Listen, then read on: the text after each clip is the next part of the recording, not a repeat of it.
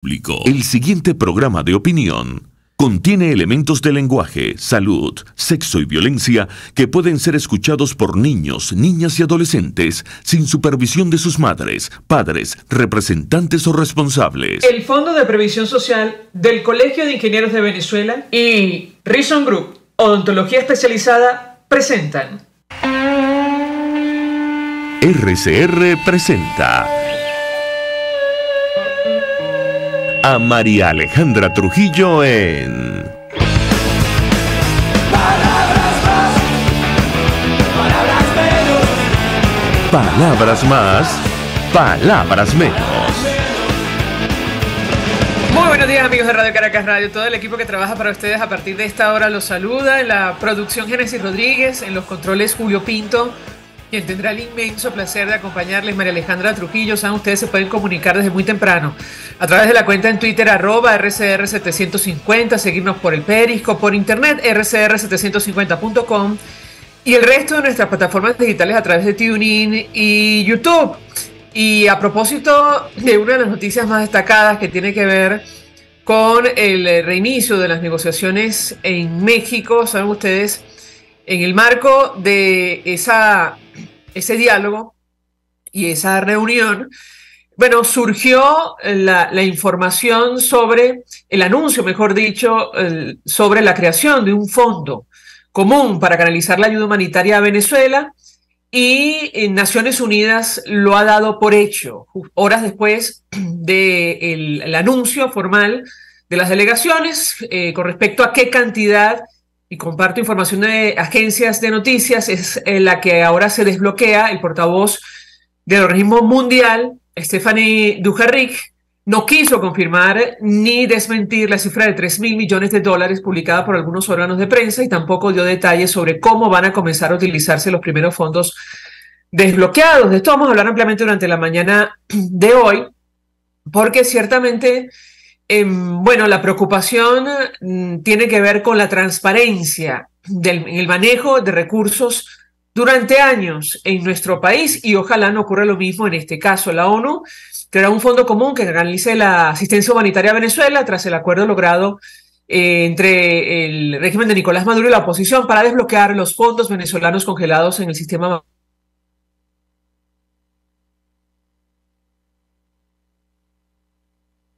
a hablar y ampliamente, insisto, durante la mañana de hoy de Cuba, que ellos van a ejecutar esas obras, pero es que el problema no es que a ellos no les preocupe, sino cómo llegamos a esta situación. De esto vamos a hablar, porque esto va a estar destinado a la gente menos favorecida, a los alimentos, pero también al sistema eléctrico nacional, donde, saben ustedes, se han perdido miles de millones de dólares. Nos acompaña alguien que conoce perfectamente de estos temas, y le agradezco profundamente recibir nuestra comunicación.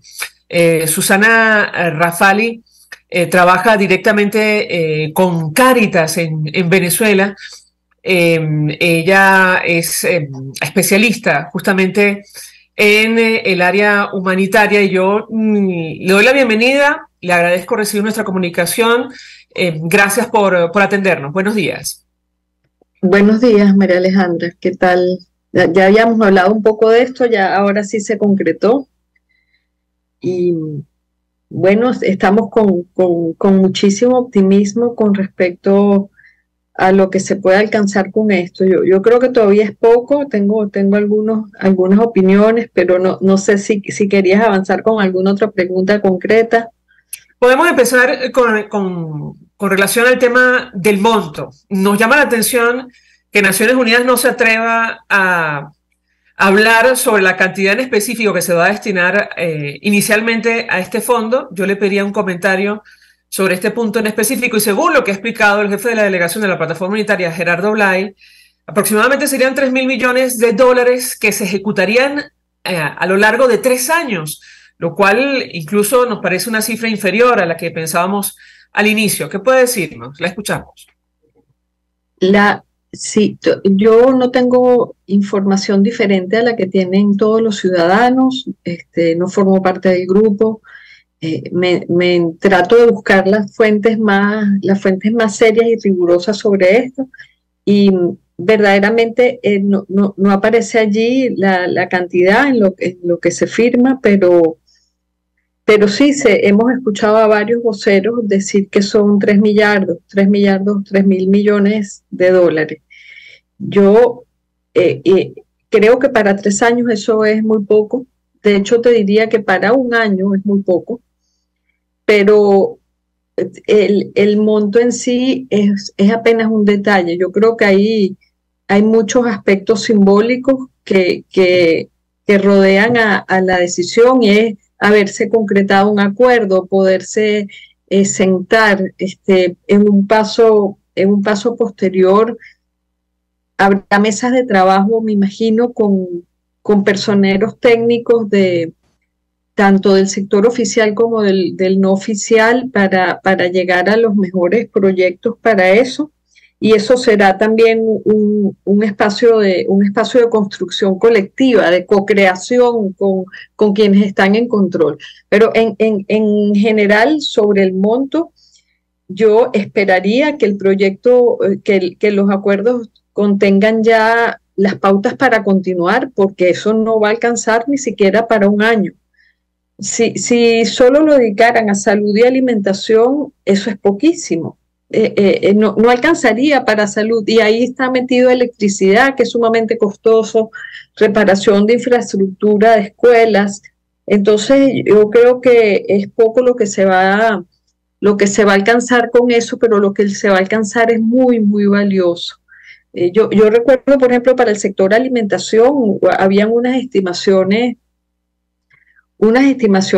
en el año 2020, 2019, que preveían que para abastecer al país por 9 meses, por un año, se necesitaban como de 16 millardos. Entonces, con 3 para electricidad, educación, salud, respuesta a las lluvias y alimentación, es muy poco lo que se va a alcanzar.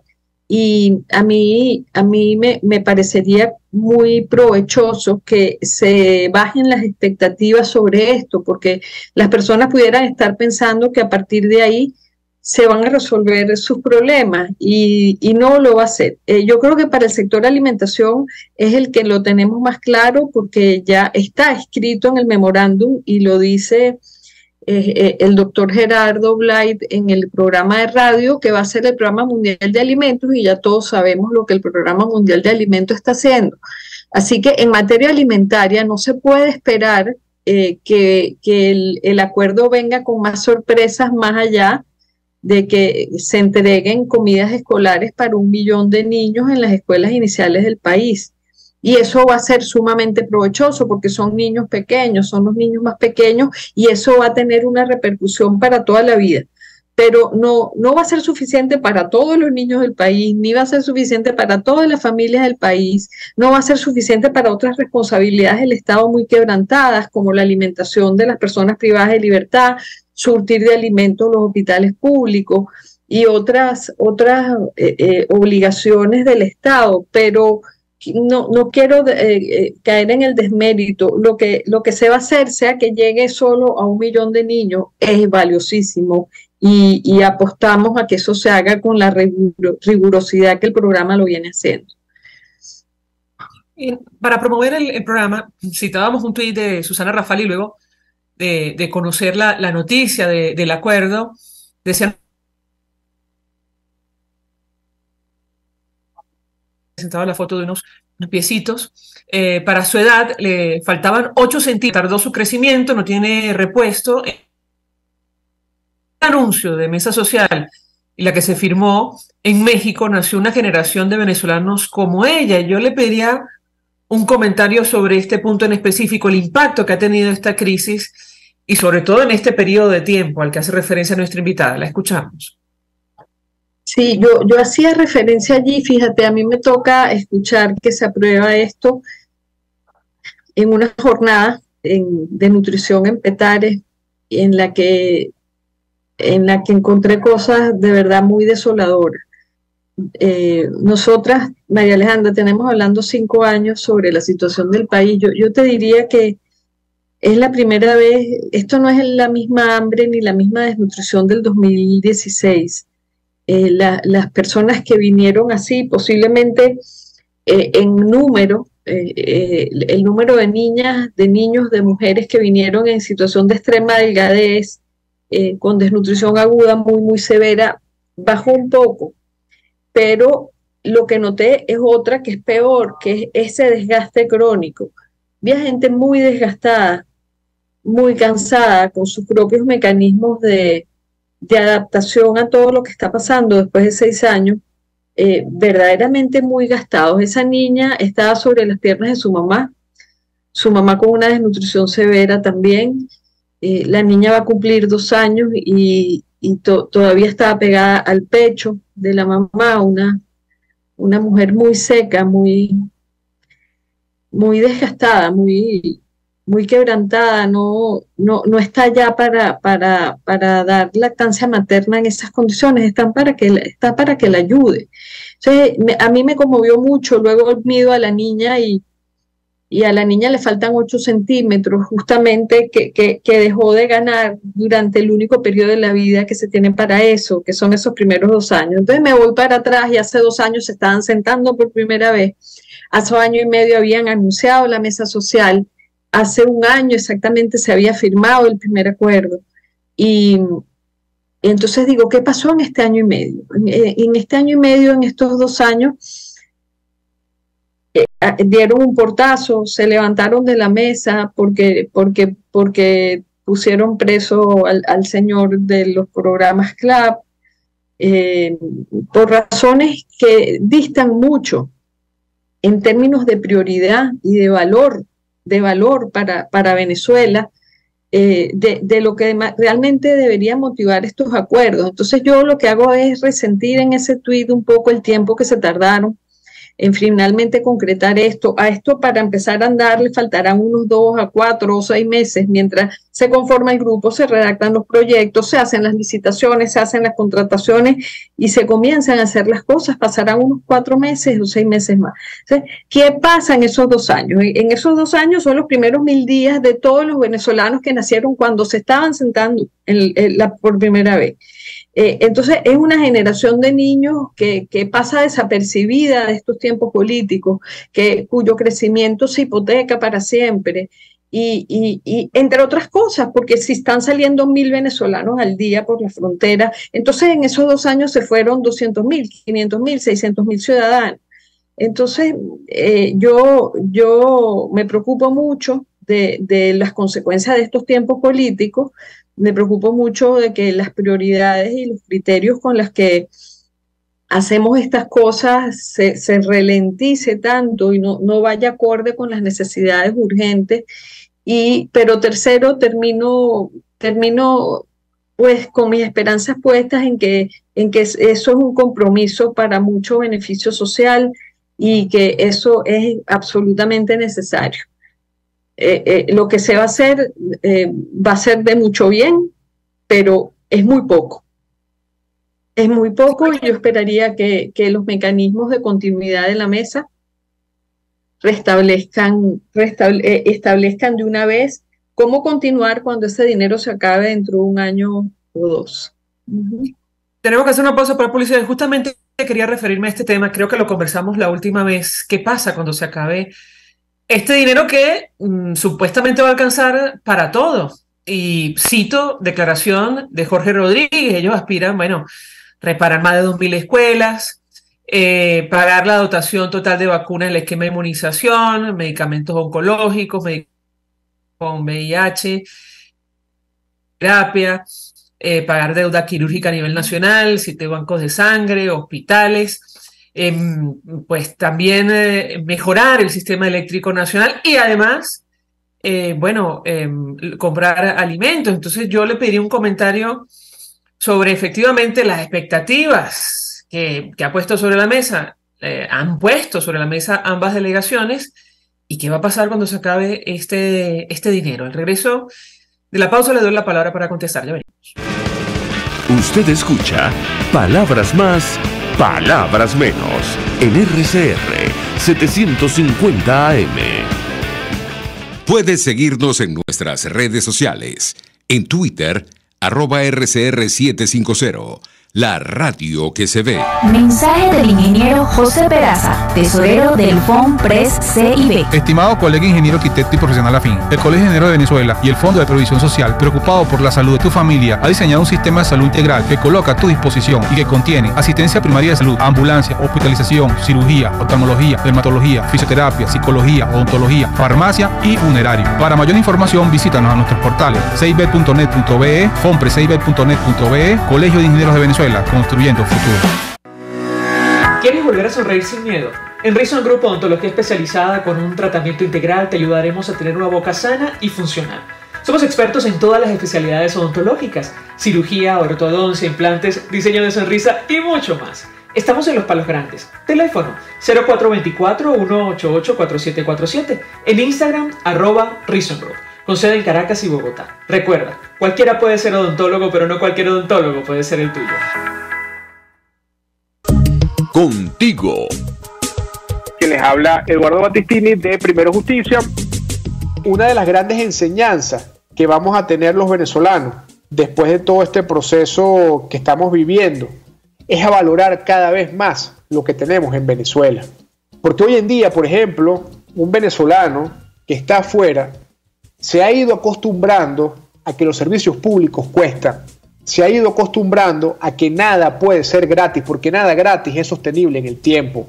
Y yo espero y aspiro que cuando vayamos a Venezuela, la reconstrucción de nuestro país no solamente sea una reconstrucción física de la destrucción que ha hecho el chavismo en la infraestructura y en la economía venezolana, sino también vayamos a una reconstrucción de la forma de pensar y de cómo nosotros afrontamos el ser ciudadanos realmente en el marco de un país que necesita de una ciudadanía que colabore y que sea parte de la solución y no sea parte del problema.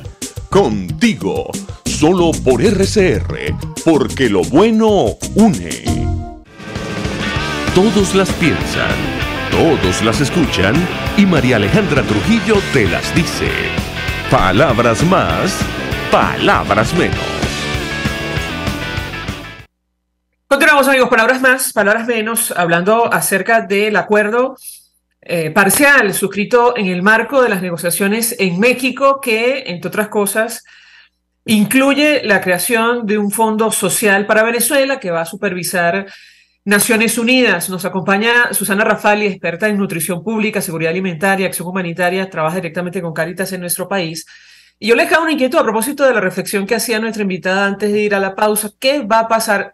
La pregunta es muy amplia, pero ¿qué va a pasar cuando se acaben estos recursos que son finitos, que lucen, bueno, francamente muy poco, tomando en consideración la profundidad de la crisis que afecta a nuestro país y las expectativas que tienen las delegaciones para resolver tantos problemas en el área de educación, salud, alimentación, incluso electricidad? La escuchamos. Sí, yo creo que lo que se haga con los 3 millardos va a quedar allí y va a tener un impacto para mucho más tiempo que lo que fija el acuerdo. O sea, reparar una escuela va a quedar allí. Alimentar un niño en sus 2 primeros años de vida, en sus 5 primeros años de vida, va a tener beneficios para siempre. Que una mujer embarazada pueda comer de esa canasta de alimentos va a quedar allí para siempre también. Pero eso, en términos muy, muy humanitarios, es solo salvar esa vida y darle un poco de porvenir, pero no necesariamente en la escala en la que está planteada va a servir para rehabilitar y para continuar el funcionamiento de todos los sectores prioritarios del país. Yo recuerdo haber leído que para que eso suceda se necesitan aproximadamente unos 38 o 40 millardos al año. Entonces, 3 millardos para 3 años es extraordinariamente poco. Fíjate que el plan humanitario de respuesta, el plan humanitario de respuesta nacional establece casi 1 millardo solo para 4 millones de personas. Entonces, considerando que están en necesidades humanitarias, yo diría que entre 8 o 11 millones de personas, necesidades humanitarias, es decir, que lo que les falte les puede costar la vida. En términos de salud, en términos de alimentación, yo yo vuelvo a insistir en que me preocupa que sea tan insuficiente esto. Y es que también yo pienso que las expectativas no podían estar puestas en que ese es todo el dinero que se necesita. Esos son apenas unos fondos públicos que están retenidos en unas cuentas en el exterior. Ya me gustaría saber por qué están retenidos, porque no son fondos, eso no se ha dicho y eso tiene implicaciones importantes. Pero lo que debería suceder luego es que el Estado con el impulso que da esto, pudiera reinstitucionalizar, sin una base política de reinstitucionalización del Estado de Derecho. Esto se va a convertir solamente en una curita, se va a convertir solamente en un trapito caliente para la fiebre. Hay que darle una base institucional para que esto se sostenga en el tiempo. Nosotros no conocemos los presupuestos de la nación desde hace muchos años. Nosotros no tenemos un informe de memoria y cuenta de la gestión oficial hace muchos años. Entonces yo aspiraría que durante la ejecución de este fondo social pudiera entonces establecerse en sus fases finales los mecanismos de rendición de cuentas, los mecanismos de planificación adecuados para uno estar seguro que el Estado va a poder responder a eso y que se va a comprometer a hacerlo. Porque si no, lo que va a hacer es una extensión de la crisis con un respiro para poca gente y para regresar de nuevo a la misma situación. La otra cosa que esperaría es que con esto no se ahuyente la cooperación internacional. ¿A qué me refiero? A que aquí hay cooperación internacional con fondos movilizados desde el exterior hacia acá, apoyando las cosas. Entonces, yo esperaría, por ejemplo, que la pequeñita fracción que le toca al Programa Mundial de Alimentos para esto, se entienda que es para adicionar niños a las metas que ellos habían planificando con fondos de la cooperación internacional, porque si no, o sea, va a quedar el sistema internacional de respuesta humanitaria solo como un administrador y no como un movilizador de fondos para el país que son tan necesarios. Entonces, esas dos cosas esperaría que realmente el gobierno pueda esclarecer sus mecanismos para institucionalizar lo que sigue, incluyendo buenos presupuestos, asignaciones de dinero, y lo segundo, y en eso pudiera tener muchos beneficios.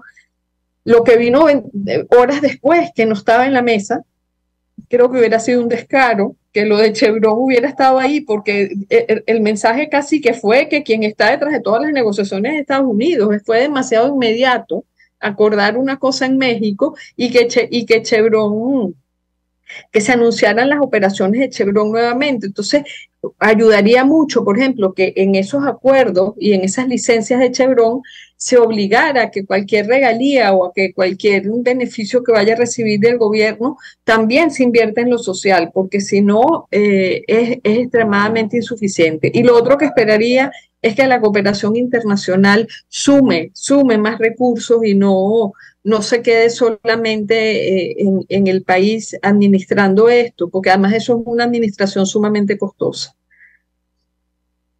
Susana Raffaeli, un millón de gracias por atendernos, acompañarnos nuevamente, tratando de ayudarnos a entender los detalles de este fondo, que me parece que es único. Se han creado fondos similares, ayer veía algunas entrevistas con fondos a través de donaciones. Es el primer fondo de Naciones Unidas con dinero de los venezolanos, lo cual no es ninguna buena noticia, porque quiere decir que no existe confianza en la administración de los recursos del dinero de nuestro país, pero digamos va a tener un impacto, aunque como ha dicho nuestra invitada no es suficiente. Gracias.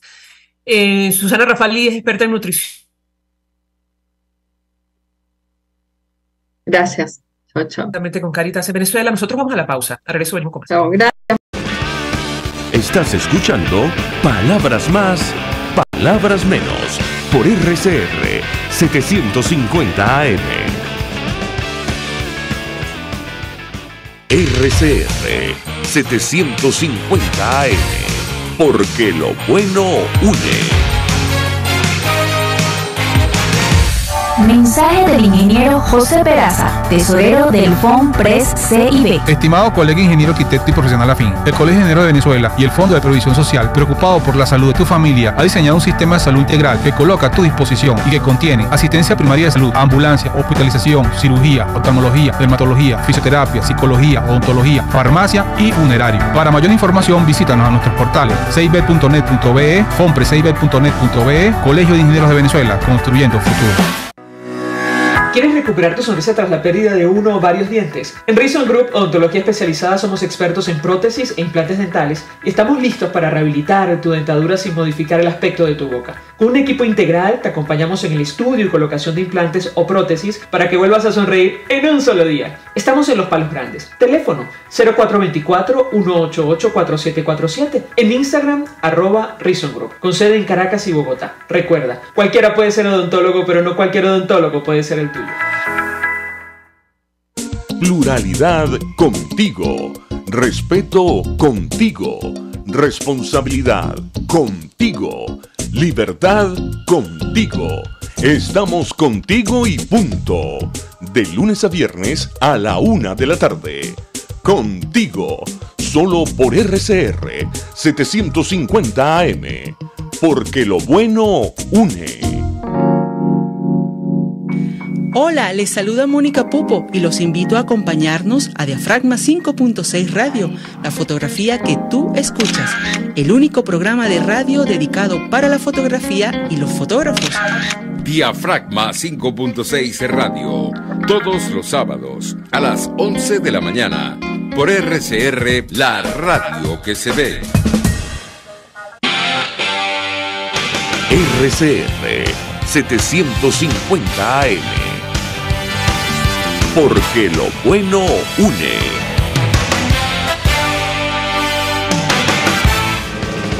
Información, opinión, contraste. María Alejandra Trujillo está en Palabras Más, Palabras Menos. Continuamos, amigos, palabras más, palabras menos, y seguimos analizando el alcance de este Fondo Social para Venezuela que va a supervisar Naciones Unidas en el marco del acuerdo parcial suscrito en las negociaciones de México entre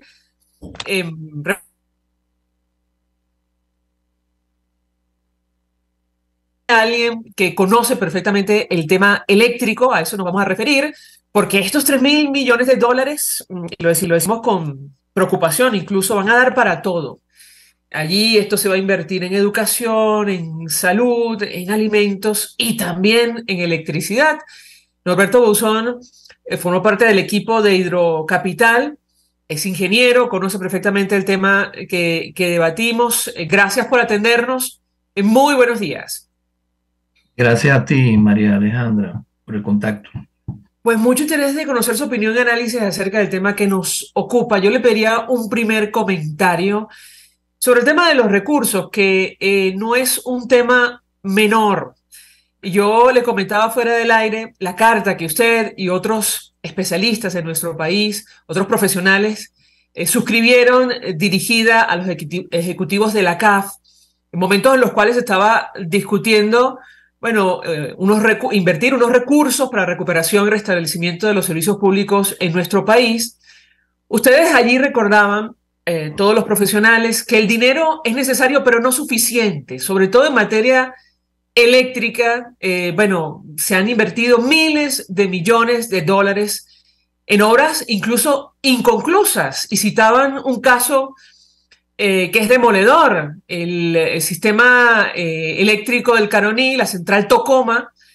Allí, a pesar de que se consumieron más de $10.000 millones, 3 veces lo que incluye este fondo, este monto fue ampliamente superior al costo estimado del proyecto, y esto nunca entró en funcionamiento al total de su capacidad. Yo iniciaría conversación a partir de este tema. ¿Qué puede decirnos? Lo escuchamos. Mira, María Alejandra, es que no solamente en el mundo, vamos a decir, de la parte eléctrica, sino también tenemos casos muy, vamos a decir, muy relevantes en el área de los servicios, sobre todo en el agua y en la electricidad, en esos dos, porque realmente los conocemos de primera mano, por decirlo así. En el caso del agua, pues se han hecho grandes gastos para hacer obras en todo el territorio nacional, y bueno, eso allí en esa carta también con nombre y apellido decimos que lamentablemente esas inversiones se convirtieron en unos gastos porque al final no hubo ningún, digamos, beneficio a la población. Eso hay que tener mucho cuidado cuando nosotros manejamos estos recursos sin cumplir con los pasos, con las exigencias que se requieren para que eso al final tenga éxito. Entonces, por eso en el caso de México igualmente nosotros propusimos no solamente qué hacer, sino cómo hacerlo y con quién hacerlo, de manera que eso tenga al final beneficio para la población, que es el centro de la negociación. Entonces, eso digamos, es complejo porque no es solamente... Decía que las del... Sí. No, adelante, lo interrumpí, adelante. Sí, lo que te decía era que, fíjate, normalmente, ¿qué hacer? Está en muchos compendios que hemos escrito nosotros. Hay una lista de cosas que hacer bien especificada. El Plan País, pues, es un ejemplo de esto, donde trabajamos una gran cantidad de profesionales, por cierto, y hicimos todo digamos, un tramado digamos, de intervenciones a nivel nacional que permitían cambiar la situación. En el caso del agua, con un impacto muy cercano, muy rápido, era lo que nosotros veíamos como algo, digamos, muy motivador, mucha esperanza, porque podía ser rápidamente, en el lapso de unos 2 años, tener un cambio muy sentido en la población.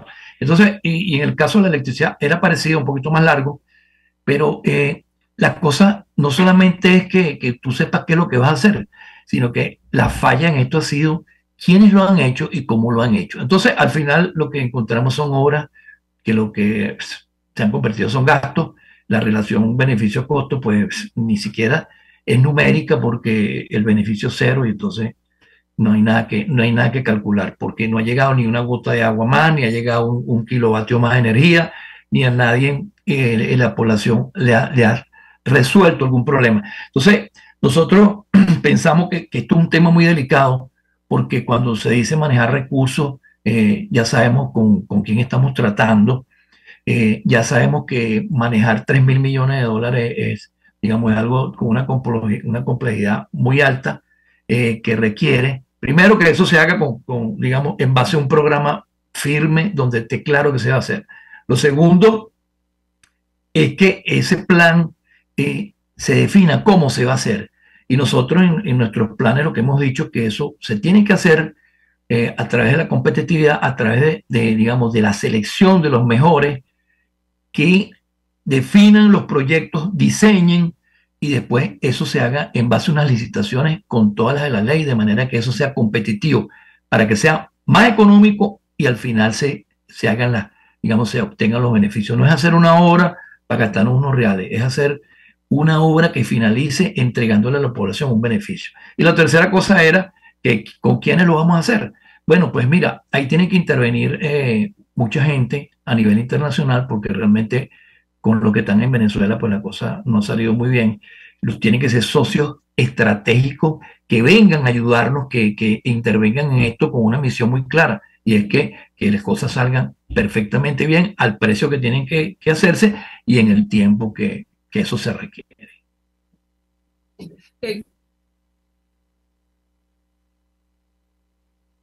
Es que más de 1.000 millones de 3.000 se van a dedicar a aumentar la generación en más de 432 megavatios y fortalecer el sistema de transmisión. Gerardo Blay aclaraba que parte de los recursos estarán destinados al cable sublacustre en el estado Zulia. Yo le pedí un comentario sobre este tema en específico y cuál es el monto que sería necesario, que han calculado ustedes, para resolver los problemas que tiene hoy día el sistema eléctrico venezolano. Lo escuchamos.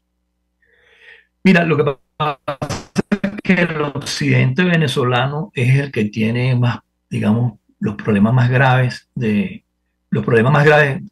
con los servicios públicos. Podemos decir que digamos, se han asociado a una parte del país que es la parte occidental y los problemas de agua y los problemas de electricidad son gravísimos. Ambos están asociados. En el caso de esa obra que es el cable Sulacustre, es una de las que están dentro del programa de ejecución que se definió. Ahora, ahí el asunto es exactamente hacer las cosas como son, porque una de las cosas que proponía el gobierno era que se le asignaran, digamos, a grandes empresas esas obras. Y bueno, pues nosotros en eso fuimos muy, digamos, muy firmes. Y bueno, y eso fue el planteamiento que se hizo de este lado, que todas las obras que se van a ejecutar van a ser, digamos, bajo una licitación internacional donde se pongan los mejores a competir para que las cosas salgan bien. Porque el asunto es, si sabemos que vamos a hacer un cable sublacustre, ¿sí? El asunto es que eso tiene, digamos, unas tecnologías, eso tiene unas complejidades y eso tiene además, vamos a decir así, un componente de materiales que es bien importante que se supervise su calidad y toda su colocación y demás.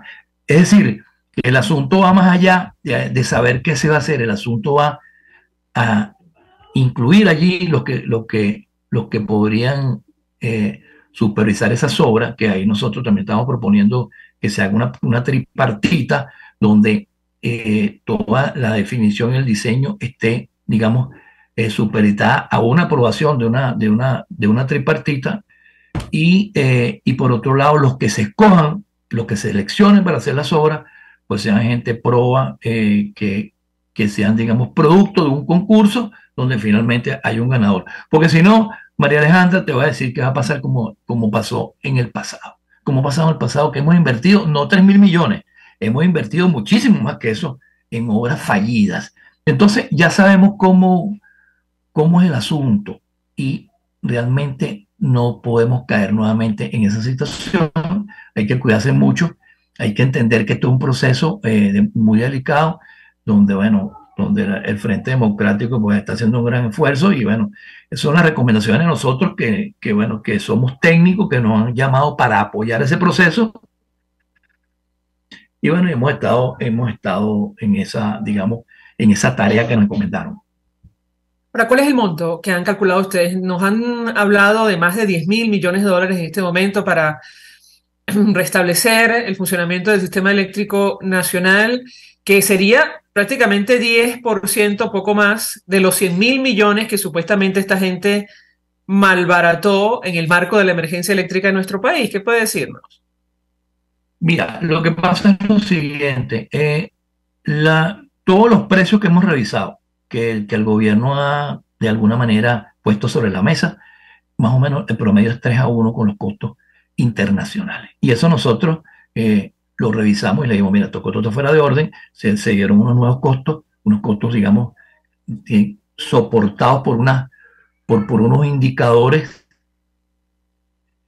que además se utilicen como un enlace para cuando tú abres la obra, saber si las metas se cumplieron.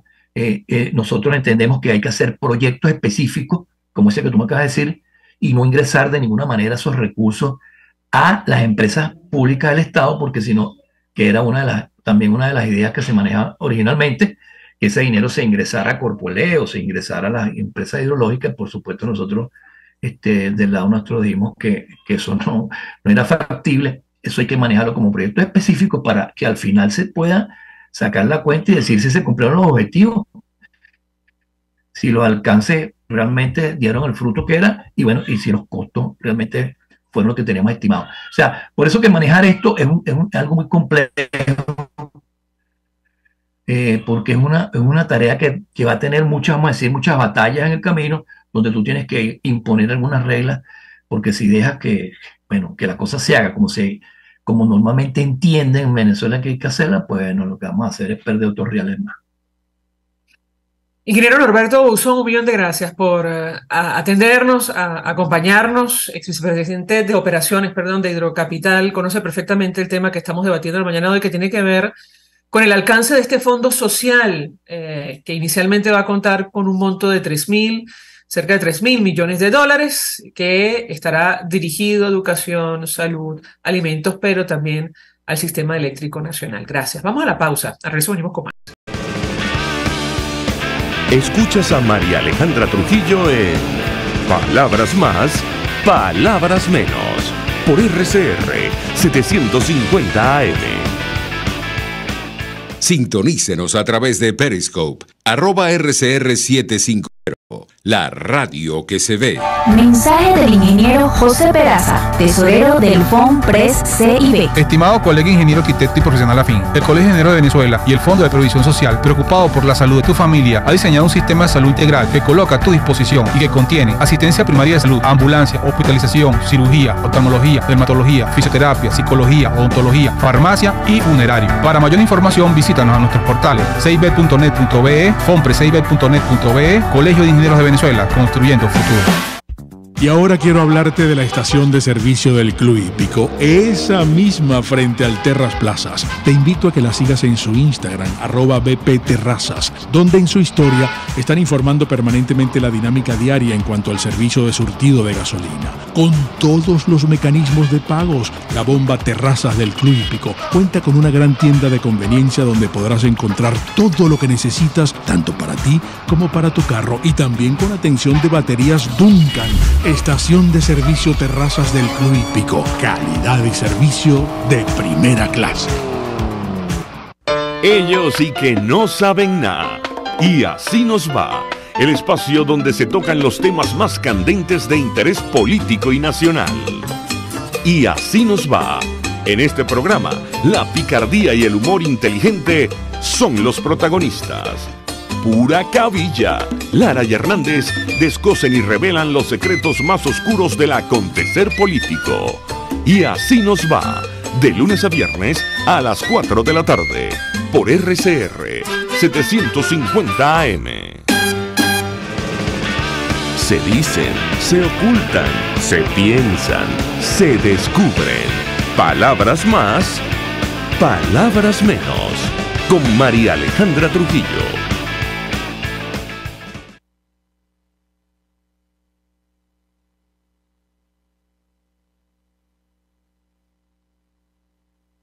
Continuamos, amigos. Palabras más, palabras menos, hablando acerca del alcance de este fondo social que va a supervisar Naciones Unidas para nuestro país en el marco del acuerdo parcial firmado por las delegaciones de la Plataforma Unitaria del Régimen de Nicolás Maduro. Nos acompaña alguien que conoce perfectamente el tema, el ingeniero José María de Viana, fue presidente de Hidrocapital, además forma parte de la lista de profesionales que firmó esta carta dirigida a la CAF.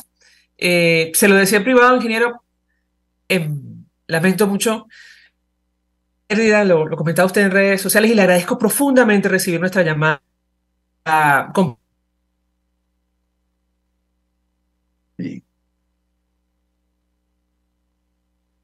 compartir su... Pues, ingeniero, le pediría un comentario acerca de este tema. Nosotros publicamos para promover el programa parte de la carta que ustedes enviaron a la CAF, y ustedes decían,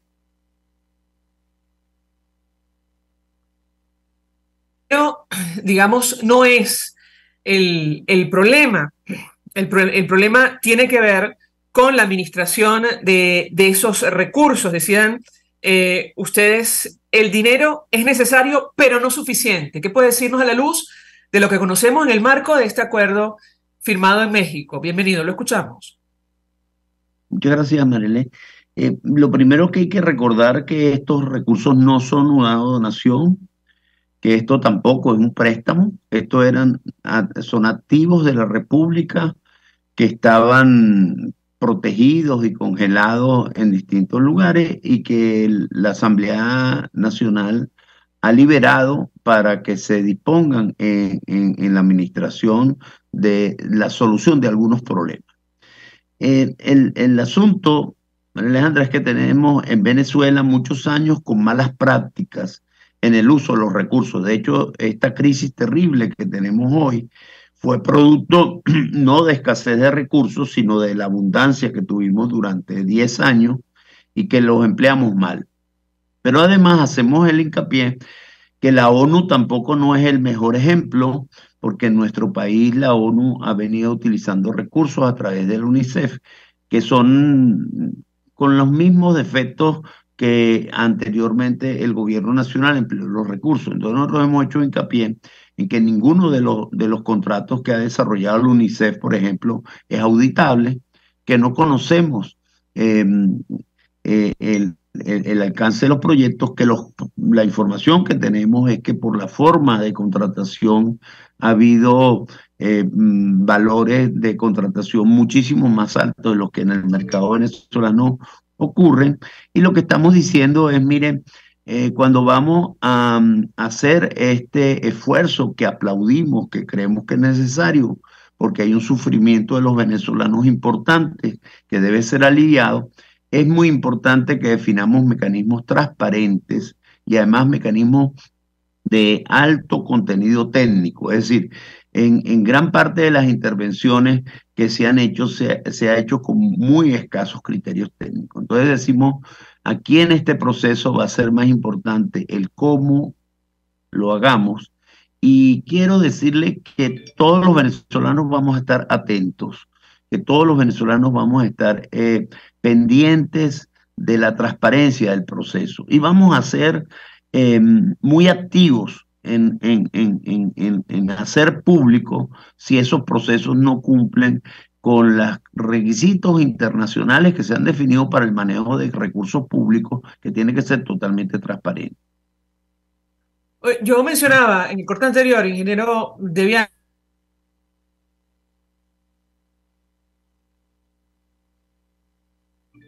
el caso específico de la central hidroeléctrica, ustedes lo ponían como ejemplo de lo que fue la administración de recursos públicos en nuestro país. Por cierto, una obra que, usted me corregirá si me equivoco, se le entregó a la empresa Odebrecht, forma parte de la lista del dinero que se perdió en contrataciones con esta constructora brasileña, y yo le pediría un comentario. Eso era un megaproyecto, me corregirá si me equivoco. De hecho, allí se destinaron 10.000 millones de dólares, 3 veces lo que es este fondo que se ha aprobado en México, y le pediría un comentario, tomando como punto de partida lo que ocurrió en ese caso en específico. Lo escuchamos. Claro, Marile, porque con el tema del costo de las obras, puede haber distintas opiniones, pero es que en el caso de Tocoma es un caso emblemático, porque por su dimensión, tú dijiste bien, Tocoma ha consumido 3 veces más dinero que este fondo. Pero es que en el caso de Tocoma hay un desarrollo gemelo, similar, de las mismas dimensiones, que se llama Caruachi.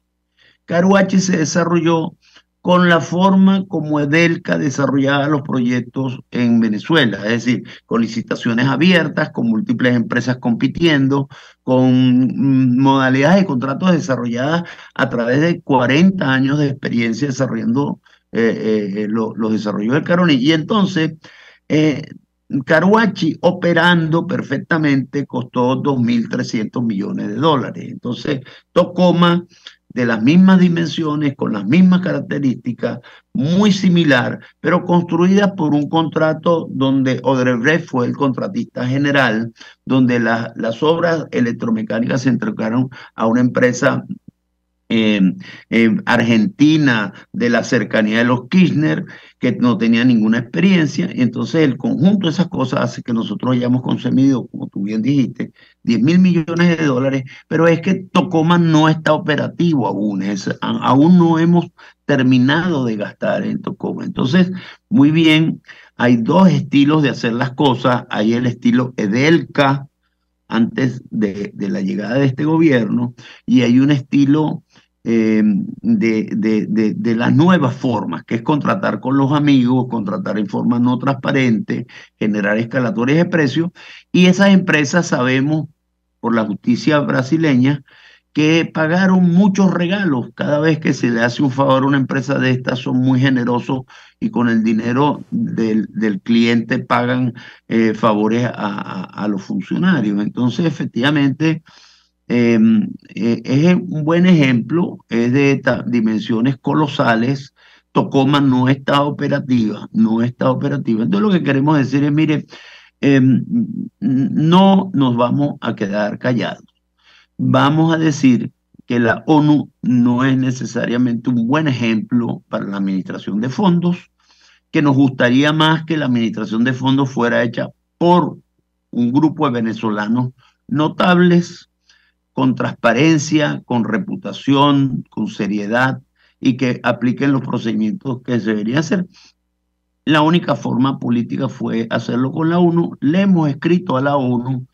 Mire, y la ONU no nos ha contestado, ni por razones de cortesía elemental. Han escrito una comunicación diciendo: recibimos su carta, la hemos estudiado y la tomaremos en cuenta. Y mire, cuando a la gente no le contesta a uno, a mí no me gusta mucho. Y por eso la carta va dirigida a la ONU, pero fue dirigida a los venezolanos, porque todos los 30 millones de venezolanos estamos atentos de cómo va a administrar la ONU unos recursos que son nuestros, que son escasos, que son poquitos y que son necesarios. Si lo hace mal, le garantizo que no se van a quedar ilesos. Pues nosotros efectivamente, ante la comunidad internacional, ante los países amigos, ante los venezolanos que están por el mundo, vamos a estar vigilantes de que la administración de estos fondos sea transparente y sea correcta desde el punto de vista técnico. Usted nos acaba de decir que se malbarataron 10.000 millones de dólares en Tocoma y esa obra no ha producido un solo megavatio. Así es, totalmente. De allí, de esos polvos, estos lodos, de allí la preocupación por el destino de estos recursos, de estos 3.000 millones de dólares. Pero Marielena, en la carta además señalamos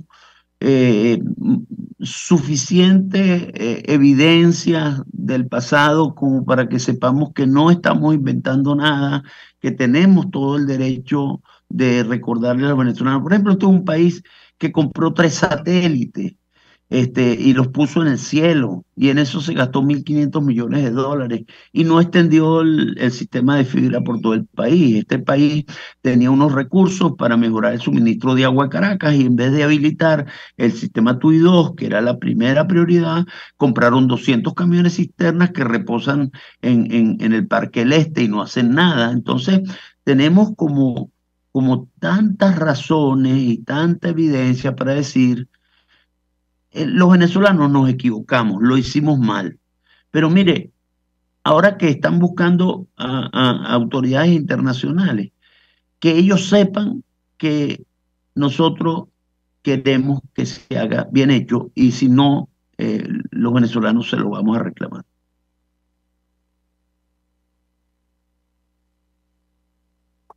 Sí, y que no los profesionales de nuestro país no se van a quedar en silencio. Ingeniero José María Deviano, otra vez, le envío un abrazo muy grande, expresidente de Hidrocapital, conoce perfectamente el tema que debatimos la mañana de hoy. Nosotros se nos ha agotado el tiempo, nos despedimos, lo hacemos en nombre de todo el equipo, los dejamos por todos los medios. El Fondo de Previsión Social del Colegio de Ingenieros de Venezuela y Reason Group, Odontología Especializada, presentaron. RCR presentó Palabras Más, Palabras Menos. RCR 750 AM.